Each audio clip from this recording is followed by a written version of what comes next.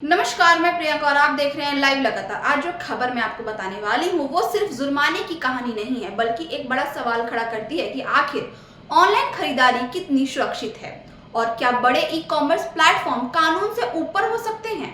अक्सर लोग walkie talkie को एक खिलौना, ट्रैकिंग डिवाइस या फिर एक छोटा कम्युनिकेशन गैजेट समझकर ऑनलाइन ऑर्डर कर देते हैं, लेकिन क्या आप जानते हैं कि कुछ वॉकी टॉकी ऐसे होते हैं जिन्हें बिना सरकारी अनुमति इस्तेमाल करना कानूनी अपराध है। और यही गलती अब देश के कुछ नामी ई कॉमर्स प्लेटफॉर्म को भारी पड़ गई है। आपको बता दें कि सेंट्रल कंज्यूमर प्रोटेक्शन अथॉरिटी यानी सीसीपीए ने गलत तरीके से वॉकी टॉकी बेचने के आरोप में 8 ई कॉमर्स प्लेटफॉर्म्स पर कार्रवाई की है, जिसमें मीशो, अमेजन, फ्लिपकार्ट और फेसबुक मार्केट प्लेस जैसे बड़े नाम शामिल हैं, जिन पर 10-10 लाख रुपए का जुर्माना लगाया गया है। वहीं टॉप प्रो, मक्समैन टॉय, छिनिया और जियो मार्ट पर भी 1-1 लाख रुपए का फाइन ठोका गया है।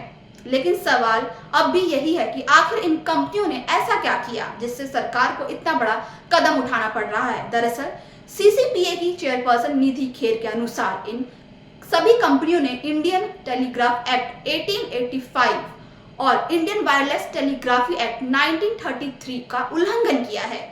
बता दें, वॉकी टॉकी एक ऐसा डिवाइस है जो रेडियो फ्रीक्वेंसी पर काम करता है।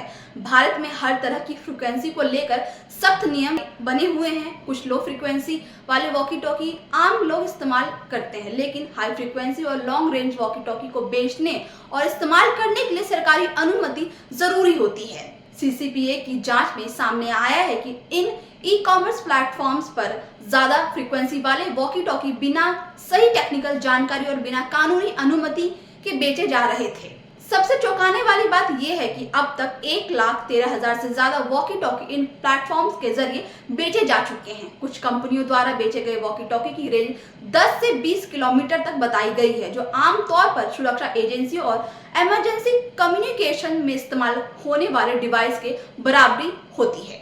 चिंता की बात यह है कि ग्राहक को ये पता तक नहीं होता कि जो प्रोडक्ट वे खरीद रहे हैं वह कानूनी दायरे में आता है या नहीं। आपको बता दें कि सीसीपीए ने इस मामले में पहले 13 ई कॉमर्स प्लेटफॉर्म का नोटिस जारी किया था। सुनवाई के बाद 8 प्लेटफॉर्म पर जुर्माना लगाया गया, जबकि ट्रेड इंडिया, इंडियन मार्ट, अंतरिक्ष टेक्नोलॉजी, वरदान मार्ट और कृष्णा मार्ट, इन 5 प्लेटफॉर्म्स के मामलों में अब भी सुनवाई जारी है। अब बड़ा सवाल यही है कि क्या सिर्फ सेलर ही दोषी है या फिर ई कॉमर्स प्लेटफॉर्म की भी जिम्मेदारी बनती है। सरकार का आदेश साफ है कि अगर प्लेटफॉर्म अपने जरिए बिकने वाले प्रोडक्ट्स की जांच नहीं करता और कानून का उल्लंघन होता है तो जवाबदेही प्लेटफॉर्म की भी होगी। ये मामला सिर्फ वॉकी टॉकी तक सीमित नहीं है, बल्कि उन सभी प्रोडक्ट के लिए एक वार्निंग है जो ऑनलाइन बिना पूरी जानकारी के बेचे जा रहे हैं, चाहे वो इलेक्ट्रॉनिक्स हो, टॉयज हो या कम्युनिकेशन डिवाइसेस हो। ग्राहकों के लिए भी ये एक बड़ा सबक है। ऑनलाइन खरीदारी करते वक्त प्रोडक्ट की पूरी जानकारी पढ़ें, फ्रीक्वेंसी और लाइसेंस से जुड़े नियम समझें और सिर्फ सस्ते दाम देखकर फैसला ना करें।